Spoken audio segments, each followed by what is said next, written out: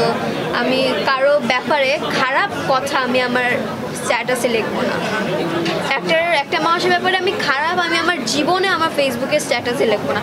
একটা মানুষের খারাপ কথা, সে কি করেছিল, ওর যোগ্যতায় আগায় নিয়ে আমি কখনোই আমি নিচু হব, আমি কখনো নিচু হব না যে আমি আরেকজন মানুষের খারাপ কথা আমি আমার ফেসবুকে স্ট্যাটাসে লিখবো।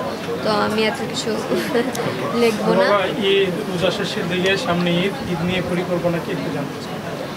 বললাম তো, ঈদে আমি এত কিছু অ্যাকচুয়ালি করি না, বাসায় থাকি। তখন যদি প্রোগ্রাম থাকে তো বাইরে যাই, স্পেশালি বাসায়ই থাকি আমি। ঈদের শপিং ডান?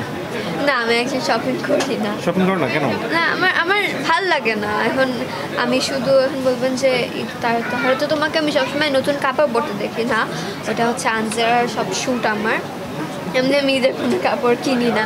আমার মনে করি যে ঠিক আছে, মানুষের তো খুশি একটা অবশ্যই জায়গা আছে, কিন্তু আমরা এত টাকা ওয়েস্ট না করে আমরা শুধু যাদের অ্যাকচুয়ালি কিছু নাই, যারা অ্যাকচুয়ালি খুশি হওয়ার, ঈদ তো একটা খুশি জিনিস, তাই না?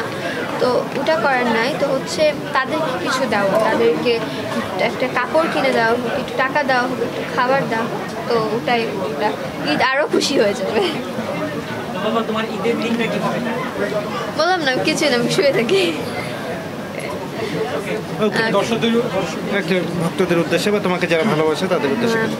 যারা আমাকে ভালোবেসে যাচ্ছেন আর ভালোবাসবেন, আর এত কন্ট্রোভার্সি হলো, তো আমি চাই যে আমরা সবাই মিলেমিশে থাকবো, আর আমরা কারো ব্যাপারে আমরা কোনো খারাপ কথা বলবো না। সবাই আমরা ভালো করে থাকবো, সবার ব্যাপারে আমরা ভালো কথা বলবো।